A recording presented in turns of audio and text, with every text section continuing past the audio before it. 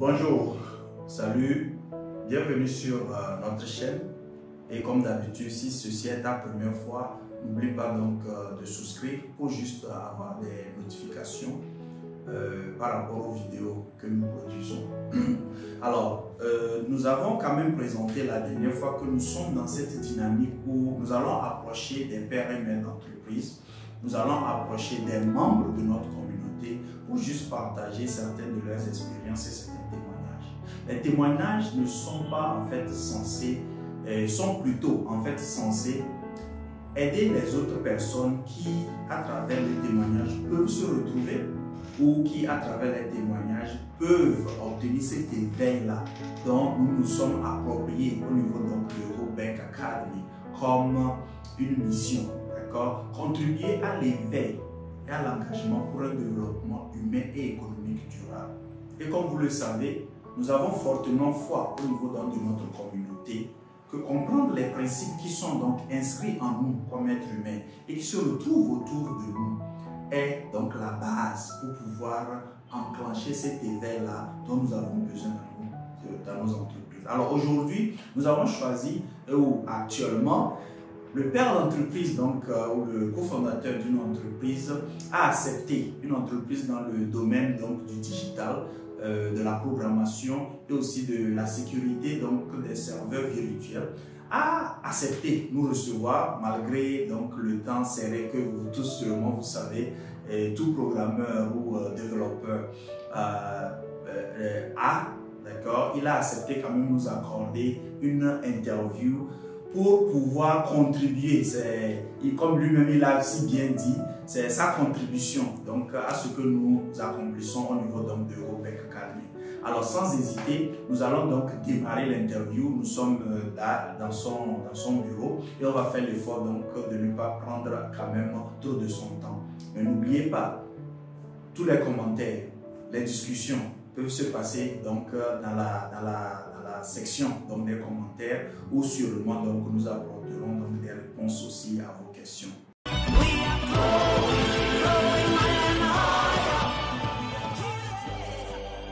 Alors, je suis Georges Lasson Bétou, je suis ingénieur et informaticien, je suis beaucoup plus développeur d'applications, donc je suis programmeur de formation et au cours de mon cursus, j'ai également eu à me former par rapport à la sécurité et puis aussi je fais également tout ce qui est Google Cloud. Je suis tombé dans l'entrepreneuriat en 2009. J'avais travaillé au cadastre où j'avais également mis là-bas un logiciel. Donc en 2009, je suis tombé sur un dépôt de boissons qui avait plein de logiciels. Et de fil en aiguille, j'ai commencé par travailler avec eux et j'ai vu vraiment que le besoin était là. Donc c'est de là que je suis maintenant tombé dans l'entrepreneuriat. Et sur le parcours, j'ai eu à rencontrer M. Achille, qui est également membre de Eurobank Academy, avec qui m'a surtout poussé à l'entrepreneuriat parce qu'avant je travaillais, j'avais aussi mon logiciel que j'installais au dépôt de boissons, il y avait les contraintes là. Donc il m'a poussé à vraiment laisser le travail que je faisais à l'époque qui me payait bien, j'avais un bon salaire, qui m'a poussé vraiment à laisser ça et me mettre dans l'entrepreneuriat. Donc c'est de là qu'en 2014, avec lui et d'autres amis, nous avons mis en place le cabinet SDGESCOM. Actuellement, nous avons un logiciel phare qui nous a permis d'être là encore aujourd'hui. C'est un logiciel de gestion commerciale qui est dédié spécialement au dépôt de boissons. Et je pense que lors de l'interview, on va vraiment aller en détail pour d'abord vous montrer l'activité qu'il y a dans le secteur et puis pourquoi ce n'est pas n'importe quel logiciel de gestion de stock qu'on peut mettre pour les débuts de boissons. Donc c'est là, de fil en aiguille, j'ai également eu, grâce à M. Achille, également notre partenariat avec une entreprise basée aux États-Unis qui est Wikipedia, qui nous délègue les tâches par rapport aux sociétés américaines. Et ce marché est un marché vraiment compliqué.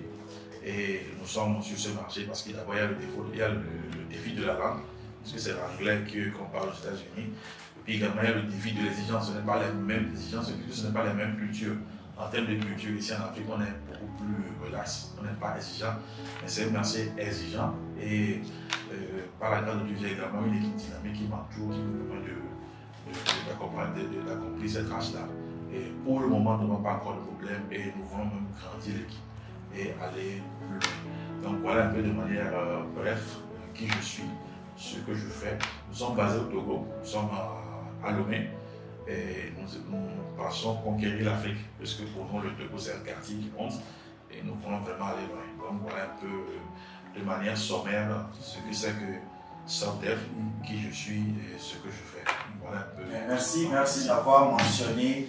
Et c'est assez intéressant de se rendre compte comment, comment je veux le dire, le pouvoir ou bien la force, la puissance d'une communauté, la puissance du donner-recevoir. Parce que à travers donc, Group Bank Academy, en effet, comme il l'a mentionné, je suis enfin le cofondateur donc, de Equip You et on a, à travers la communauté, on a appris quand même à se connaître, développer les mêmes valeurs et se retrouver quand même là où nous sommes.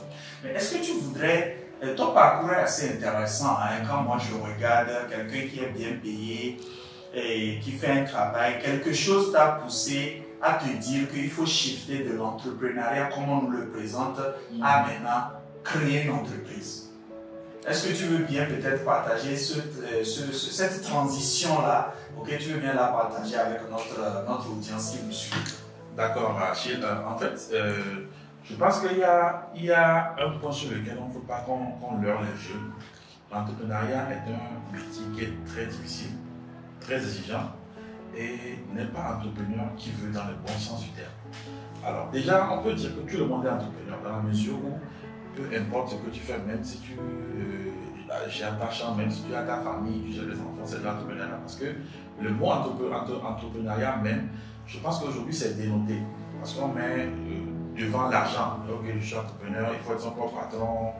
Que tu le veux ou non, tu es ton propre patron. Puisque tu t'es levé le matin, tu t'es lavé, tu es quelque part, c'est que tu gères ta vie. Maintenant, le fait de mettre l'argent devant, de dire ok, pour être libre financièrement, il faut être entrepreneur, moi je pense que c'est faux. Je n'ai jamais manqué d'argent que quand je suis devenu entrepreneur. Avant, quand je travaillais, j'avais un salaire fixe. Je savais qu'à la fin du mois, je pourrais avoir 400 000, 500 000 comme salaire. Mais depuis que je suis entrepreneur, il y a des mois où je ne me paie même pas. Parfois, quand je cause avec mes collaborateurs, je me dis que ce mois-ci, moi, je n'ai pas d'argent, payez-moi à manger. Ils pensent que je suis en train de blaguer, mais c'est la réalité. Et je vais vous surprendre. Je vais vous dire même qu'il y a même des collaborateurs avec qui ils travaillent qui gagnent même plus que moi.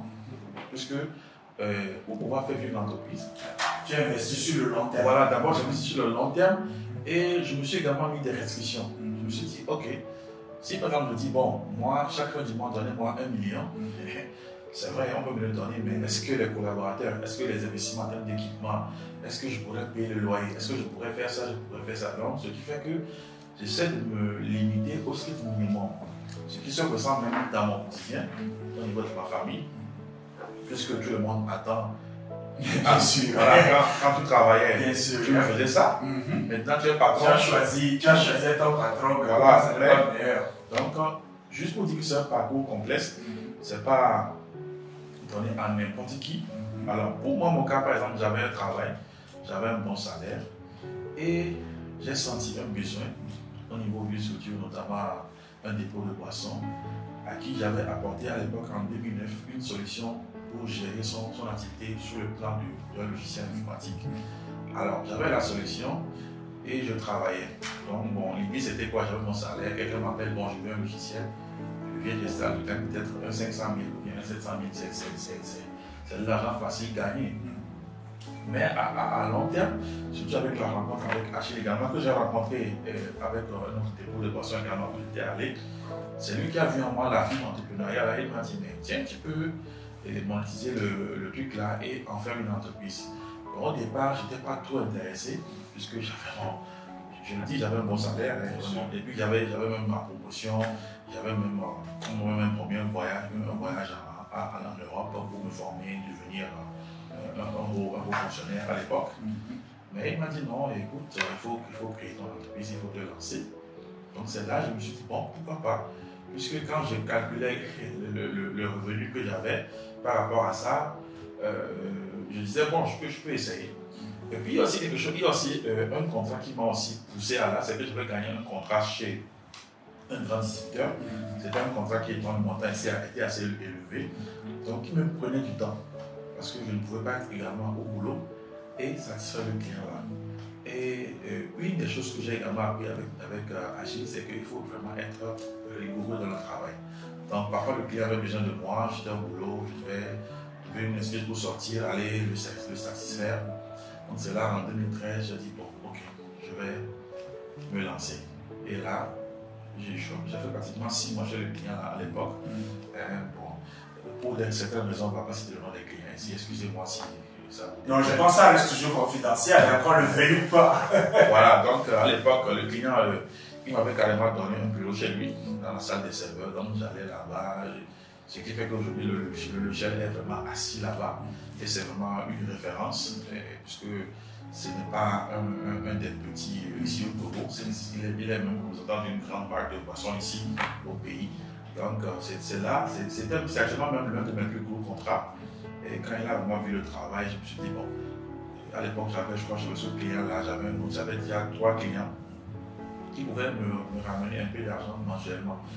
Je me suis dit, bon, pourquoi ne pas prendre le risque? C'est là que j'ai sauté le pas de l'entrepreneuriat. Je me suis dit, bon, ok, avec le temps, on va se former. Donc, c'est un peu ça. Donc, si je résume un tout petit peu, dans ce que vous êtes en train de dire, ou je prends l'habitude de tutoyer les gens. Non, parce que donc, tu as découvert au fait qu'il y a vraiment une grande différence entre se positionner comme entrepreneur et commencer par maintenant créer une entreprise qui va être pérenne et durable. Parce que maintenant, là, tu as affaire non seulement à toi, mais tu as affaire aussi à d'autres personnes. Mais il y a une chose que tu as mentionnée, je pense bien avant l'interview, qui moi m'a ému. C'est-à-dire qu'au-delà de tout, cette entreprise-là a été motivée par pouvoir offrir des opportunités à d'autres personnes qui peut-être ont la même carrure ou la même expérience que toi, qui peuvent trouver une structure où ils peuvent aussi grandir professionnellement et personnellement. Que juste, si je me rappelle tel mot, tu disais que te réveiller, voir que tu as la capacité de grandir tes collaborateurs, ça c'est déjà un grand truc qui te satisfait. Alors, tu vas sur un point que je m'en rappelle lors de l'interview. Alors, le grand défi pour un entrepreneur, c'est de trouver une équipe qui va vraiment pouvoir l'accompagner. Parce qu'un entrepreneur, c'est quelqu'un qui a une vision. Il a un rêve et il veut le réaliser. Alors souvent, c'est un peu ça aussi le défaut en Afrique, c'est que souvent on pense que si j'ai un rêve, je peux le faire moi tout seul. C'est ce que moi je faisais au début parce que j'allais tout seul, je voyageais, j'allais à Tapamé, j'allais à Nontien tout seul. On me loge dans une chambre d'hôtel, à la fin de mon séjour, on me paie, je prends l'argent de le bouffe tout seul. Mais j'ai vu que c'est un rêve que je peux grandir et que d'autres aussi pourront en bénéficier. Alors maintenant, la difficulté maintenant, c'est d'amener des gens d'abord, à épouser ton rêve, 2, à pouvoir aussi faire grandir leur rêve au sein de ton rêve. Alors, quel est le défi? Toute personne a un rêve, ça on ne peut pas le nier. C'est pour ça même qui fait qu'on a eu des collaborateurs qui sont là et qui ont dû partir parce que leur rêve n'arrivait pas à entrer dans le rêve de SoftDev. Parce que SoftDev a un grand rêve. Maintenant, les collaborateurs que nous avons également ont leur rêve à eux. Maintenant, moi, mon objectif en tant qu'entrepreneur ou bien chef d'entreprise, c'est de leur faire comprendre qu'ils peuvent réaliser leur rêve au sein de moi, mon rêve, en tant qu'entrepreneur. C'est d'où vient la difficulté. C'est ça qui fait que même au niveau de SoftDev, nous avons des entretiens individuels avec tous les collaborateurs qui nous parlent de leur passion, ce qu'ils veulent faire, et nous sommes même prêts à les accompagner. Parce qu'on a vu que si vous voyez des entreprises comme Google, Facebook, c'est ce qu'ils font. J'ai même appris que Gmail, par exemple, a été créé par des ingénieurs de Google, à qui Google a dit, bon, qu'est-ce qui vous passionne? Et ils ont dit, non, moi, on est passionné par créer une boîte mail très pro. Donc, c'est de là que Gmail a été créé. Donc, même au sein de SoftDev, nous avons notre rêve, certes, qui est de vraiment avoir notre logiciel-là mis comme pilier sur le plan africain par rapport au dépôt de boissons. Mais nous ouvrons également la vanne pour que les collaborateurs qui nous accompagnent également puissent réaliser leurs rêves au sein de SoftDev. Et comme je te l'ai dit, pour moi, c'est tout un impact. Et moi aussi, même, je mourrais aujourd'hui, je mourrais tranquille parce que je sais qu'au moins, j'ai permis d'impacter les gens. Actuellement, j'ai 7 collaborateurs qui travaillent avec moi. Et je me dis, si c'est que j'étais resté là où je travaille, j'étais resté là-bas aujourd'hui, je serais aujourd'hui un grand cadre là, avec ma maison, avec ma voiture, avec les enfants qui vont avec. Mais eux là, ils seront où? Eux, ils seront où? Ils seront peut-être en train de chercher du travail. Donc déjà, quand je vois que, par la grâce de Dieu, j'ai pu créer une structure où j'ai réuni 7 personnes qui travaillent avec moi, qui réalisent leurs rêves au sein de mon rêve. Je pense que c'est déjà un grand accomplissement. Maintenant, la prière, c'est que Dieu puisse nous donner de l'envie pour qu'on puisse pouvoir propulser et maintenant, même quand on sera appelé à partir, qu'on puisse savoir que l'entreprise qu'on a créée. Exactement, donc c'est que. Exactement. C'est ça la puissance d'avoir quelque chose de durable et pérenne. Très important. Très important. Ça, c'est quand même. J'espère que vous êtes en train toujours de nous suivre et restez surtout jusqu'à la fin parce que je suis sûr qu'à la fin, Monsieur Georges va pouvoir partager peut-être 3 ou 5 éléments de sagesse, ok, avec nous tous.